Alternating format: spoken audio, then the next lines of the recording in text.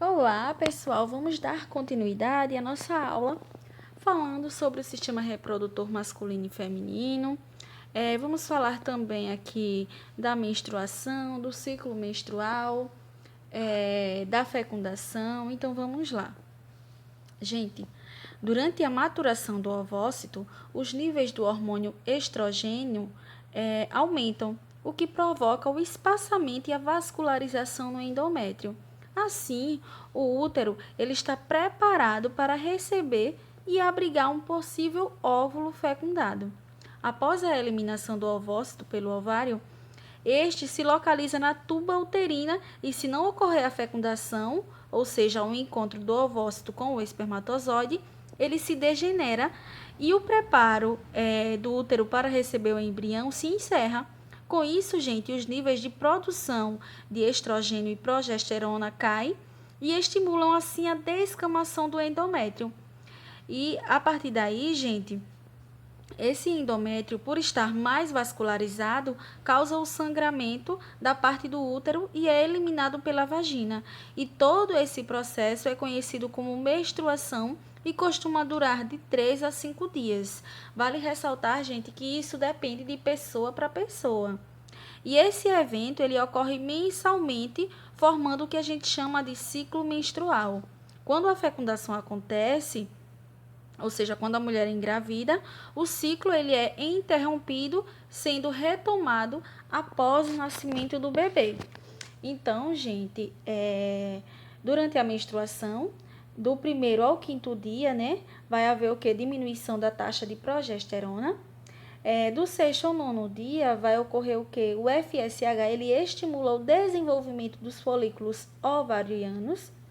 E a partir daí vai ocorrer o que? A produção e liberação de estrógeno. No 10º dia, alta concentração de estrógeno, ele inibe o FSH. No 14º dia, a secreção de LH, ela faz o que? Rompe, ou melhor, ela tem a função de romper o folículo ovariano e liberar o gameta feminino. E no 15º dia, o folículo ovariano, chamado de corpo lúteo ou amarelo. A partir daí vai iniciar a produção, que é a secreção de progesterona e preparação para a gestação. E com isso, a alta concentração de progesterona inibe o LH pré-menstrual. Então, gente, aqui eu trouxe essa tabelinha para mostrar para vocês como que é o ciclo menstrual. Aqui vocês vão observar fase secretora, menstruação, fase proliferativa e ovulação. Essa fase aí, gente, essa fase de ovulação a gente vai chamar de período fértil. E eu vou explicar para vocês por que período fértil. Então, gente, o ciclo menstrual é o período entre uma menstruação e a próxima e costuma ser de aproximadamente 28 dias, podendo variar entre 25 e 31, sendo regido pela liberação de hormônios para que o corpo se prepare para uma possível gravidez. O primeiro dia, gente, do ciclo menstrual é aquele que ocorre a menstruação, dando fim ao ciclo anterior. Considerando assim, né, um ciclo de 28 dias durante a primeira metade do período que ocorre a fase folicular com o amadurecimento do ovócito e espaçamento do endométrio no útero. A partir de então, gente, por volta do 13º dia, acontece o pico máximo nos níveis de LH, que dá início à ovulação e à formação do corpo lúteo. E a partir de então, gente, na segunda metade do ciclo, ocorre a fase lútea. E a partir daí, gente, nessa fase lútea, em razão dos hormônios liberados pelo corpo lúteo, que é o estrogênio e progesterona, o endométrio ele continua se desenvolvendo para o caso de uma gestação. Se ela não acontecer, o corpo lúteo ele se degenera e os níveis de progesterona e estrogênio caem, ocasionando assim, no 18º dia, uma nova menstruação que dá fim, assim, ao ciclo menstrual. Aqui, ó, como vocês estão observando aqui. Observando aqui o que a gente vai chamar de ciclo menstrual e vai dar início tudo novamente. E agora, falando aqui, gente, falando aqui um pouquinho desse período fértil, o período fértil, gente, é o intervalo do ciclo menstrual e ele ocorre no período médio entre 3 dias antes e 3 dias depois da ovulação. Aqui, 3 dias antes e 3 dias depois da ovulação. 3 dias antes e 3 dias depois. E a partir daí, gente, quando as chances que esses 3 dias antes e 3 dias depois, eles também têm as chances de acontecer a fecundação e a mulher engravidar. E são maiores se ela tiver uma relação sexual sem proteção. E esse intervalo de tempo, gente, é possível porque os espermatozoides são capazes de sobreviver durante aproximadamente 72 horas no corpo da mulher após a relação sexual. Então, se a relação sexual for dentro desse período antes da ovulação, no dia em que esta ocorrer, os espermatozoides ainda podem estar vivos, tornando possível a fecundação. Então, gente, em relações sexuais que acontecem após a ovulação, os espermatozoides eles são capazes de encontrar o ovócito na tuba uterina a caminho do útero antes deles serem degenerados. A partir daí, o que vai ocorrer? A fecundação. Então, gente, é importante considerar que podem ocorrer alterações nos níveis hormonais do organismo feminino, desregulando o ciclo menstrual e alterando o seu período fértil. E aí, como é que ocorre a fecundação, né, gente? A fecundação, gente, ela ocorre na tuba uterina.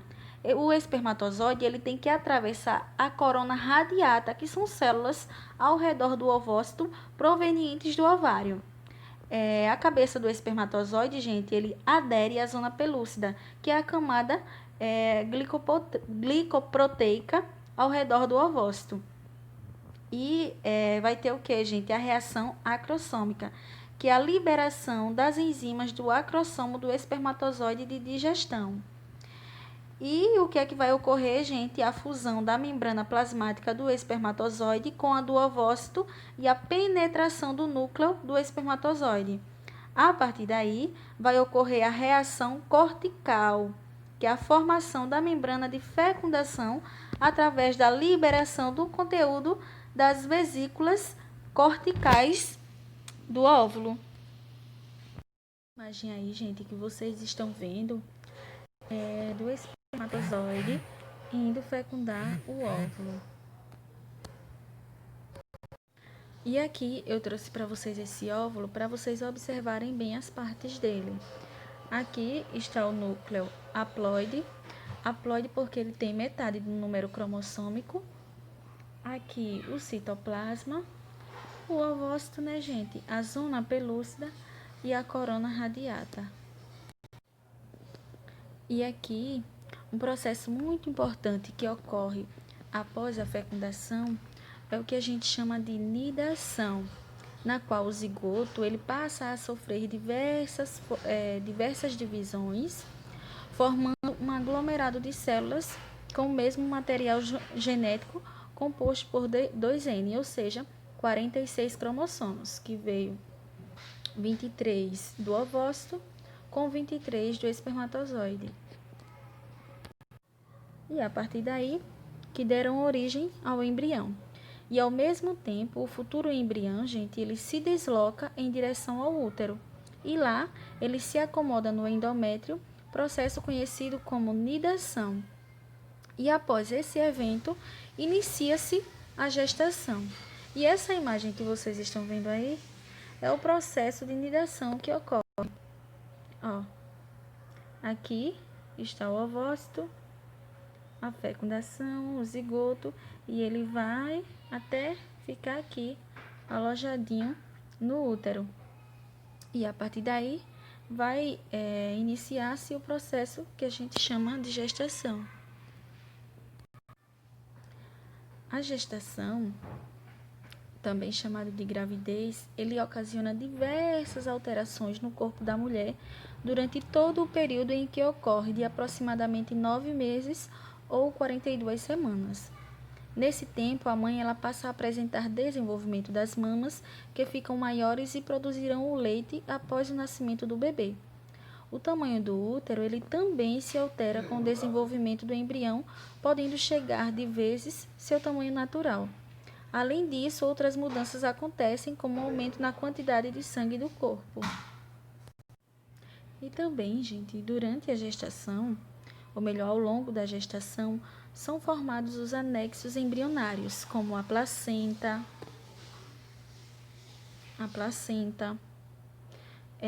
o cordão umbilical, o âmnion, córion, alantoide. Então, todos esses anexos eles vão ser formados durante a gestação. E eu vou explicar sobre cada um deles para vocês. A placenta ela é um órgão composto de tecidos da mãe e do filho. E entre outras funções importantes que a placenta realiza, gente, é a secreção de estrógeno e progesterona, que são hormônios importantes para a continuação da gravidez. E ela atua também fornecendo oxigênio e nutrientes presentes no sangue da mãe para o sangue do embrião, além de remover gases e excreções também geradas pelo metabolismo do indivíduo em formação, que vão ao sangue da mãe para o organismo delas, para que o organismo dela os elimine. Além disso, gente, a placenta ela serve também como barreira contra micro-organismos e outras substâncias que podem prejudicar o bebê.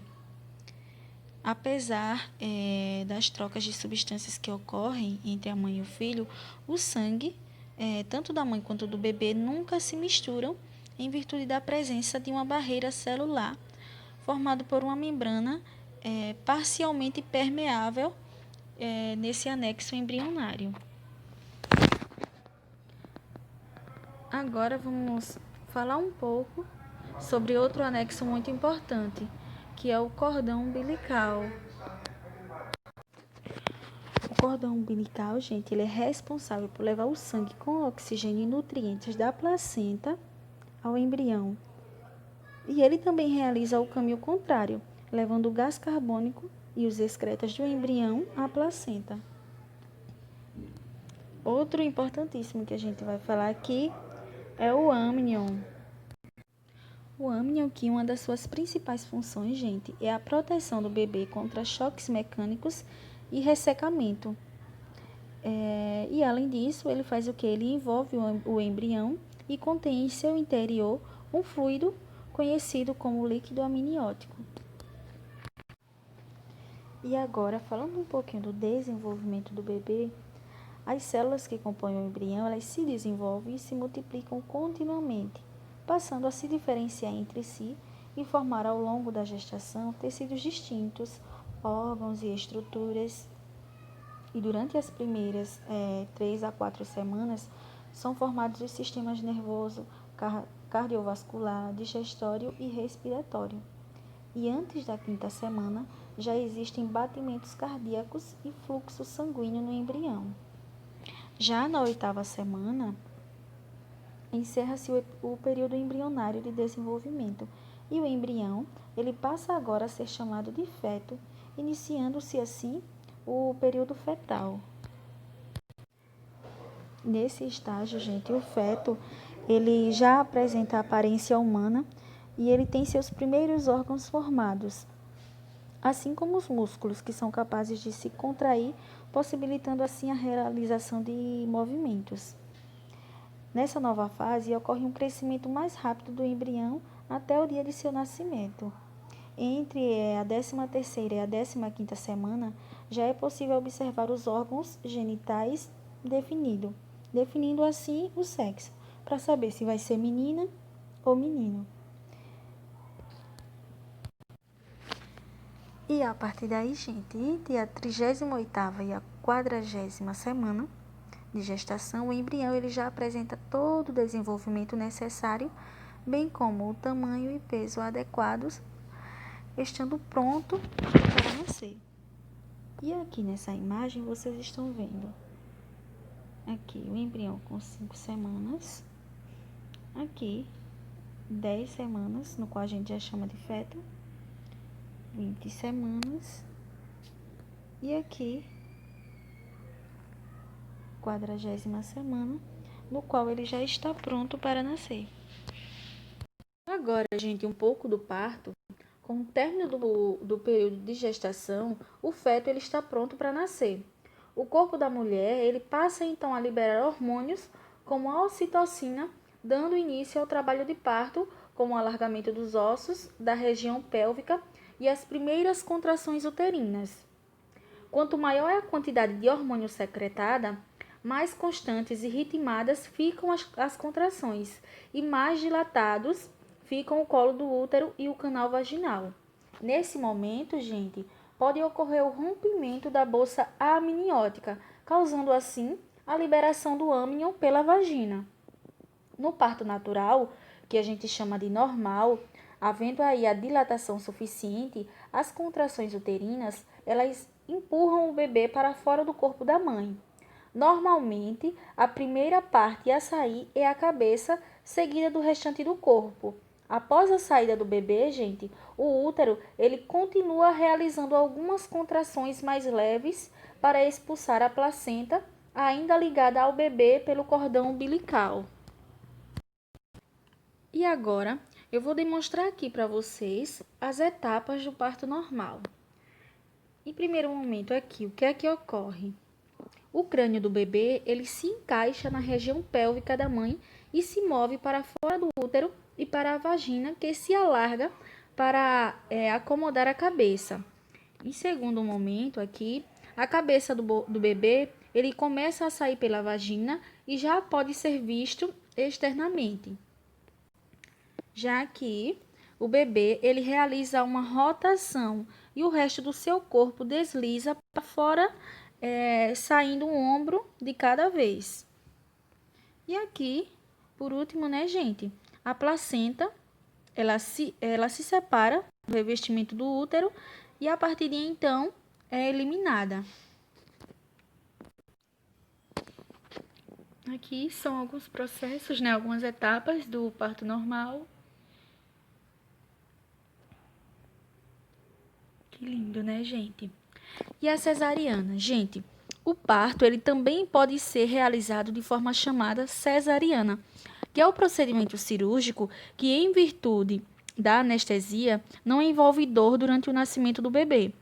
Nesse caso, é realizada uma incisão na barriga da mãe devidamente anestesiada, e tanto o bebê como a placenta são retirados. E por não ser um procedimento natural e que envolve o corte das camadas da pele da barriga e da parte do útero para retirar o bebê, a recuperação da cesariana ele é mais lento, exigindo assim cuidados para que não ocorram infecções e para que a cicatrização se dê da melhor forma. Essa intervenção, gente, ela é recomendada quando o parto normal ele puder oferecer riscos tanto à vida da mãe quanto à vida do bebê. E aqui, nessa imagem, o que vocês estão vendo, nessa linha pontilhada, ela corresponde ao local onde é feita a incisão na cesariana.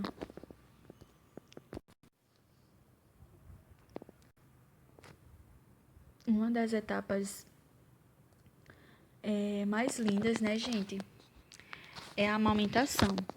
Após o nascimento do bebê, a hipófise da mãe, ela secreta o hormônio prolactina, que é responsável por estimular as glândulas mamárias presentes no seio a produzir o leite. O primeiro leite produzido, gente, ele é chamado de colostro. E ele é composto de vitaminas, proteínas e sais minerais, além de anticorpos importantes para a proteção do recém-nascido contra várias doenças. O leite materno, ele é o alimento necessário para a criança se nutrir, auxiliando também a evitar possíveis alergias, reduzir a prisão de ventre e manter o forte vínculo entre a mãe e o bebê. Vale destacar que a Organização Mundial da Saúde, ela recomenda que a mãe, ela amamente até os 6 meses de vida o bebê. E é recomendado também que durante esses 6 meses ele seja alimentado exclusivamente somente de leite materno. E após esse período, deve ser iniciado a introdução alimentar sem descartar o leite materno, que ele tende a continuar auxiliando na nutrição do bebê. E aí, gente, vocês podem se perguntar: como se formam os gêmeos? Então, eu vou destacar para vocês e explicar um pouco como que se formam os gêmeos. Há casos em que, durante a divisão celular do zigoto, ocorre uma separação do agrupamento de células em 2 ou mais grupos celulares independentes. E estes passarão a se desenvolver, originando mais de um embrião na mesma gestação, todos na mesma placenta e envoltos pelo mesmo âmnion.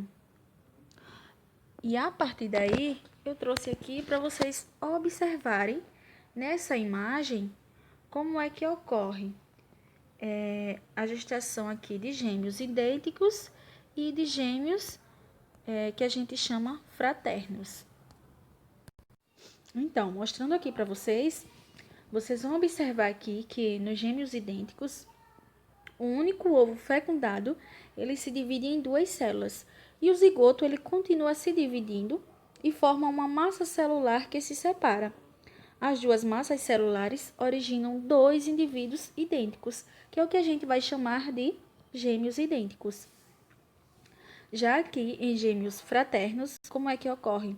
2 óvulos são fecundados, cada um por um espermatozoide, e começam a se dividir. Os zigotos, eles continuam se dividindo e formam 2 massas de células independentes. As 2 massas de células originam 2 gêmeos fraternos independentes, que é o que a gente vai chamar de gêmeos fraternos. E aí, só para a gente fixar melhor, eu trouxe essa imagem aqui para vocês. Então, vamos lá. Gêmeos fraternos, 2 espermatozoides fecundam 2 óvulos diferentes, que se desenvolvem no útero ao mesmo tempo. O DNA vai ser 50% materno e 50% paterno. Já nos gêmeos idênticos, um único espermatozoide fecunda um único óvulo que se divide e forma 2 bebês. O DNA vai ser 100% materno e 100% paterno. Já nos gêmeos semi-idênticos, 2 espermatozoides fecundam um óvulo que se divide e forma 2 bebês. O DNA vai ser 100% materno e 78% paterno.